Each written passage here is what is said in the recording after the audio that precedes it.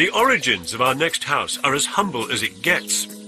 Damien Burrows is in Yorkshire to see it. This is Old Shed, New House. Once a farming shed for tools and tractors, now reincarnated as a glamorous home. Inside, it has sleek, modern spaces, smooth finishes, and high-tech insulation and heating. It still retains the shape and character of the original farm building. Downstairs, a long gallery leads to a modern kitchen, and nestled between a functional dining room and a bedroom, there's a double-height library containing hundreds of books. Upstairs, a bridge takes you across to the upper library level, with 2 further bedrooms occupying both ends of the house.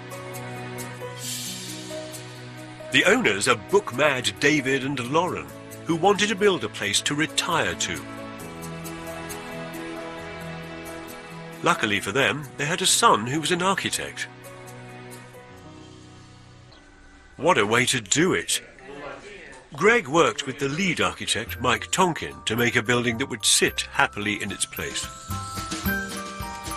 The exterior has been clad with shot-blasted larch and galvanized steel, the colours matching the silvery bark of the surrounding birch trees.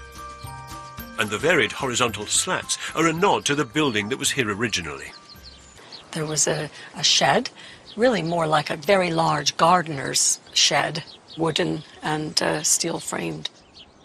The architects had the idea of keeping the design of the original shed. It took almost a year to transform a storage space for agricultural machines into this. Old Shed, New House brought gasps of admiration from the RIBA jury, who commended the exquisite detailing of the house. The tree-lined approach continues right through an indoor corridor towards the open-plan kitchen. This is such a wonderful space to be in. It's a point at which we can see into much of the house and also the fabulous vista down the birch trees.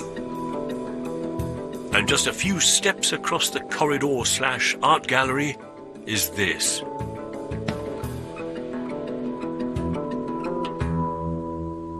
Oh God, wow. This is an incredible library.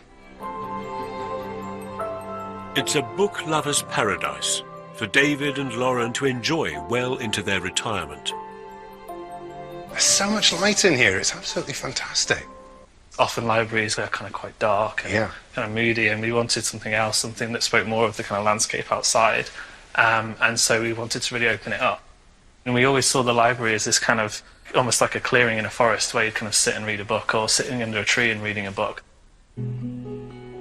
To achieve the dappled light and shade of a forest clearing, they used wooden slats and a perforated roof grille below a skylight. This is architecture as a canopy of leaves. Mirrors behind the bookshelves reflect the greenery outside and make the room seem much larger. Ideas like this were a leap of faith for Lauren and David. We wouldn't have ever, embarked on this really if we didn't have a son who was an architect, because you need a lot of courage to do something like this.